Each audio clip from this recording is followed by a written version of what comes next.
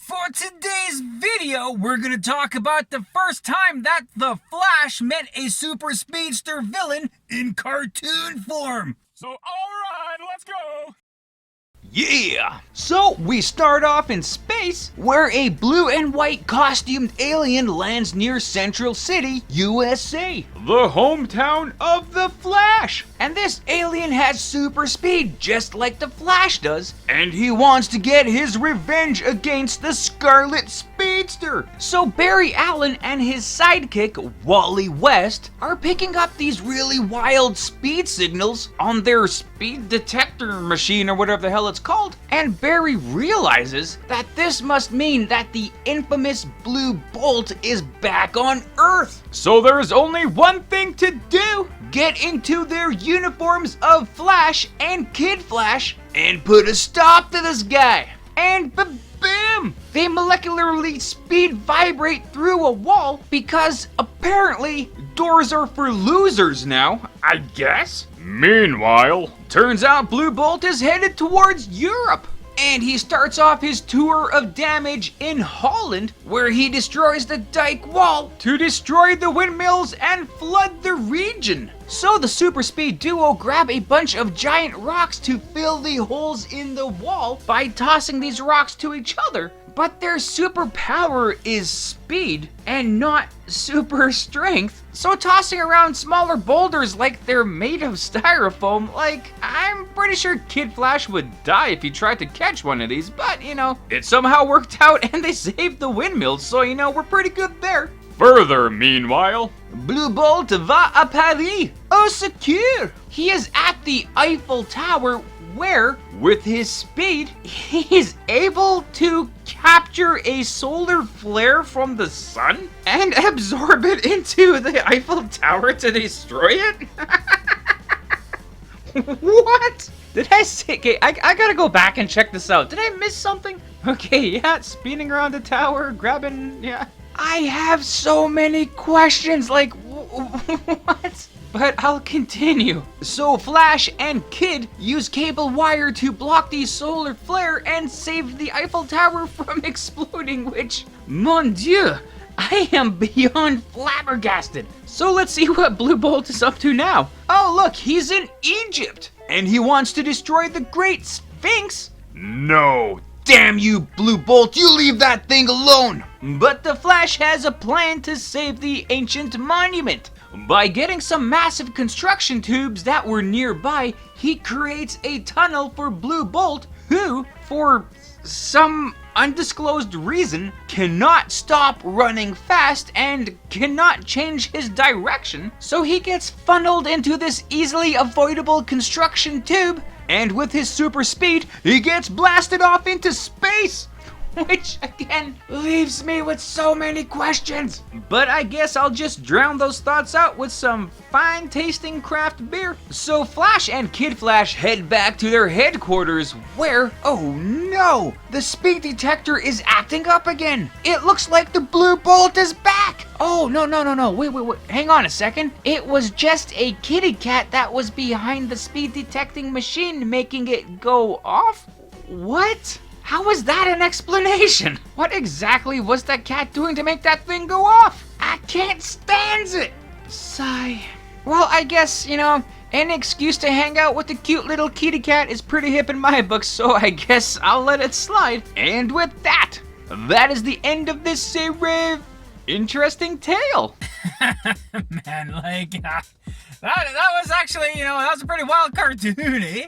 And pretty zany, like the other two Flash cartoons. You know, we're actually really good. We're fairly grounded for the kind of world that they're created for those particular episodes. You know, this one went a little further, though. Even though this episode is pretty zany and has parts where it's completely out there, still have to say, this was a very entertaining episode. Like, right off the bat, man, when, like, the Flash and Kid Flash, like, you know, kind of vibrate molecularly through a wall to get out of their headquarters, I'm like, man, why don't they just use the door? They can run to the door as fast as they can to vibrate through a wall. And then we get to the main villain of the episode, Blue Bolt. This guy does not exist in DC Comics, at least not that I could find. Back in the 1940s, there was a superhero character called Blue Bolt. However, he wasn't a speedster, he had a gun that shot lightning bolts. And it wasn't DC Comics, it was Novelty Press Comics, so, not the same character, but the same cool name though, at least, right? And for all the different Speed Force users, heroes or villains, there is only one of them that really dresses in blue, who is a villain. At least I'm pretty sure there's only one. Dude's name is Cobalt Blue. This is not him in the episode because he debuted in 1997. The first speedster villain for the Silver Age Flash would be, of course, Reverse Flash. That guy popped up in Flash number 139 in 1963. So he did predate Blue Bolt, but not the same character, but just a homage to him. And Blue Bolt, I'm pretty sure he was a heavy influence on a character from the Flash TV show from the 1990s, that episode called Twin Streaks, where there was a clone of the Flash. He was dressed in blue and silver for his costume, and his name was Pollux. I'm not sure if, per se, they went with a blue color costume for the villain in that episode based on the Blue Bolt here, but I like to think so, man, because I like when these things tie together. And actually, like I say, man, I love the character Pollux from that live action show, and I really do like this Blue Bolt character from this featured episode. Like, he's actually pretty cool, right? Like, he's got the speedster powers, which is, pretty classic for a Flash kind of a story, but he can also change himself into a lightning bolt, and he can fly through space. And apparently he can go to the sun, back to Earth like lickety-split, so man, he's got to be super fast in Bolt mode. But still, a pretty neat character, and your classic doppelganger kind of villain, for the superhero, right? It's pretty good, man. Some of the things in this episode really did kind of throw me for a loop, right? Like, for example, you got Blue Bolt smashing through the seawall there in the Netherlands. That makes sense. That's kind of classic kind of a thing, right? Nothing too outlandish there. But, like him turning himself into a lightning bolt, going to the sun, and stealing some solar power to blow up the Eiffel Tower, man.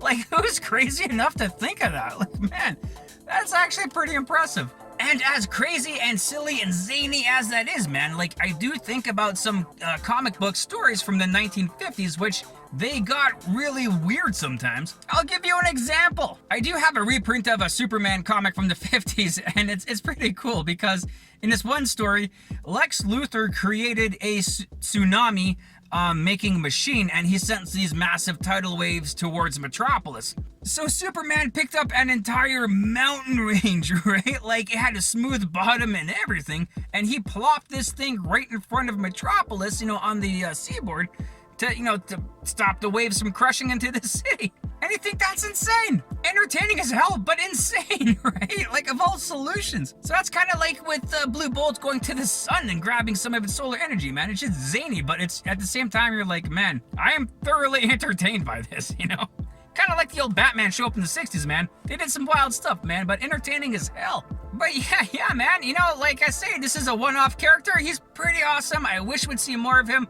We technically do see more of this guy with every single kind of Speed Force user who is a villain. Technically, there is a whole lot of speedster villains and heroes, and he would have fit in pretty good, man, with especially how saturated the market is now with speedster characters, so he would have been good. If they bring him in, that'd be great, but I don't think they will. It's a little too late now. But yeah, man, that's pretty much all I got for this episode. Like, if you haven't checked it out, man, like, do it, because it's like, you will, at the very most, you will laugh pretty good, and you will be entertained, and it's all hip, man. So yeah. With this, that, those, and the other things, man, I guess that's that. Right on, and there you go. So thanks for watching the video. I hope you liked it as much as I did making it. Also, feel free to check out the source material that I featured in this video. And if you want to leave a comment on anything you may have liked or things I might have missed in this, feel free to do so. Or anything else, just to say hi. That's cool too. And other than that, have a great day. Thanks.